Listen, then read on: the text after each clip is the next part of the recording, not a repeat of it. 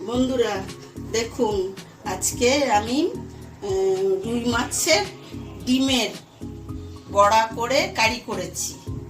দেখুন কিভাবে বানাই। দেখুন বন্ধুরা, আসুন আজকে আমি কি বানাবো দেখুন। আপনারা সবাই ভালো আছেন তো? আমরা সবাই ভালো আছি, আশা করি আপনারাও ভালো আছেন। দেখুন, এই যে কাতলা মাছের রুই মাছের ডিম হয় না পেটে, সেই ডিম এখন তো খুব কম পাওয়া যায়, আর একটু গরম পড়লে তারপরে পাওয়া যায়। এই ডিমকে আমি এই যে পেঁয়াজ কুচো, কাঁচা লঙ্কা কুচো দিয়ে এটাকে বেসন দিয়ে মাখবো। এটা ভালো করে হাতে মাখতে হবে, নইলে হবে না।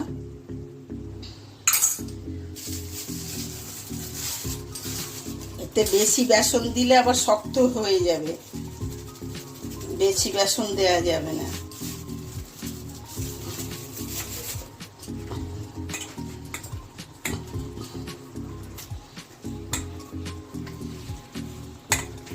এটা তো দলা মতো থাকে, হাতে না করলে আমি একটু ফেটিয়ে রেখেছি।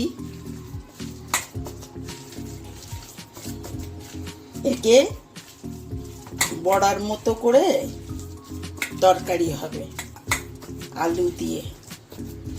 আপনারা দেখতে থাকুন কেমন করে বানাই।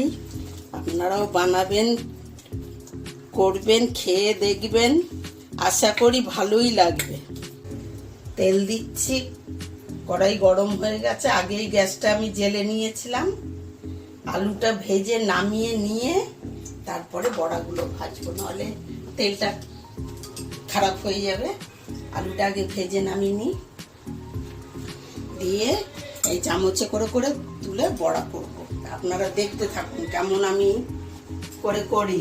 ঠিক আমি যেমন ভাবে করব ঠিক সেইভাবে দেখে দেখে করবেন, ঠিক ভালো হবে, খেতে খুব ভালো লাগে।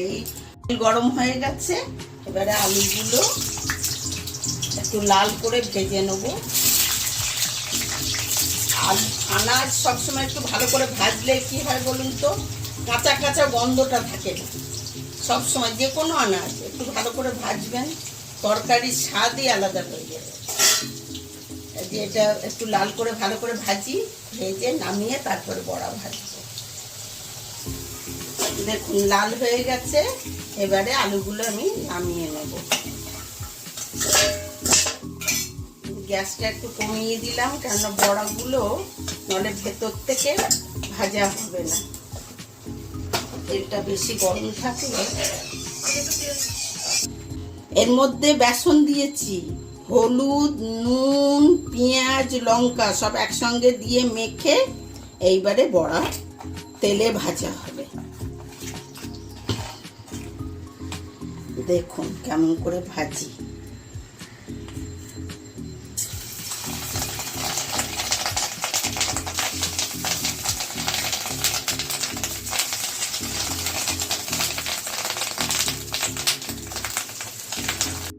লাল হয়ে গেছে, এবারে এগুলো আমি তুলব। এগুলো একটু বড় করেছি।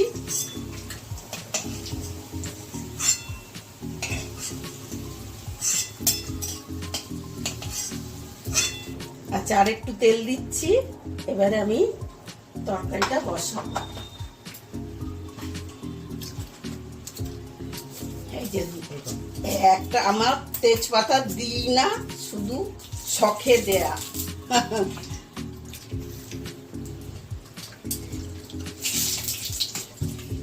এবারে পেঁয়াজ বাটা,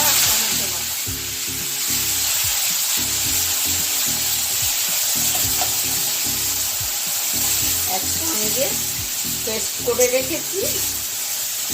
এটাকে ভালো করে ভেজে, মশলাটাকে ভালো করে ভেজে তেল বার করতে হবে, তারপরে আদা দেওয়া হবে। এই যে পেঁয়াজটা ভাজা হয়ে এসছে, আমি পরিমাণ মতো নুন দিচ্ছি, একটু চিনি দেব।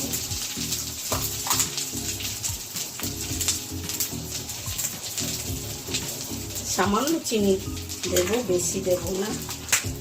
দিয়ে এবারে এটা নেড়ে একটু দিয়ে দেবো আদা বাটা।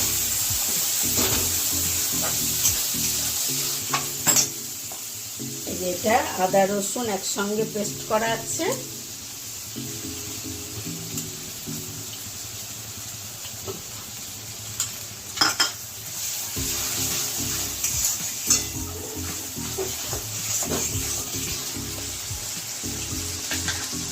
আচ্ছা, এবারে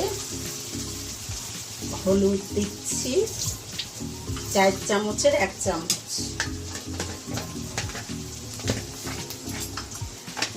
আর লঙ্কা যে যেমন ঝাল খান সেরকম পরিমাণে দেবেন। আমি 1 চামচ দিলাম। সবাই তো এক সমান লঙ্কা ঝালটা খায় না, তাই ঝালটা সবসময় নিজেদের পরিমাণ মতো দেবেন। আমি মশলাটা কষানোর জন্য মশলা ধোয়া জলটাই আমি দিয়ে দিচ্ছি। মশলায় তেল ছেড়ে দিয়েছে। আমি এবারে আলুগুলো দেব। আলুগুলো একটু মশলা ঢুকতে হবে।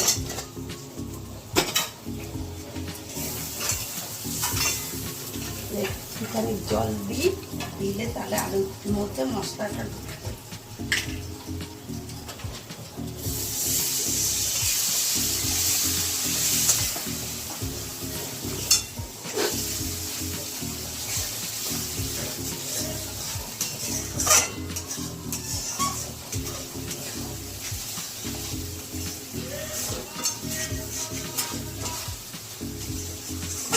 এটা বানাবেন, খাবেন, খুব ভালো লাগে। আমাদের তো খুবই ভালো লাগে। আপনারাও বানিয়ে খেয়ে দেখুন কেমন লাগে। আশা তো করছি ভালোই লাগবে। এবারে জল দিয়ে দেব। বড়ায় একটু জল টানবে।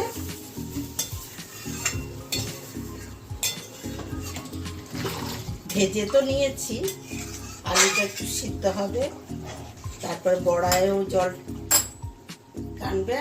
আর একটুখানি জল দিই। এই যে ঝোল ফুটে গেছে। এই বড়াগুলো এবারে ছেড়ে দিচ্ছি। দিয়ে এটা হতে থাক। এই যে এটা ফুটুক, এবারে ঢাকা দিয়ে দেব, হোক। তারপরে আবার পরে হয়ে এলে তখন আপনাদের দেখাবো। দেখুন বন্ধুরা, তরকারিটা হয়ে গেছে। এবারে আমি নামাবো। কত সুন্দর কালার হয়েছে। এইটা এবারে নামিয়ে নেব। দেখুন শুকনো হয়ে যাবে। এই বড়া আছে না, আরো শুকনো হয়ে যাবে। দেখছেন এরকম আছে, আরেকটু টেনে নেবে।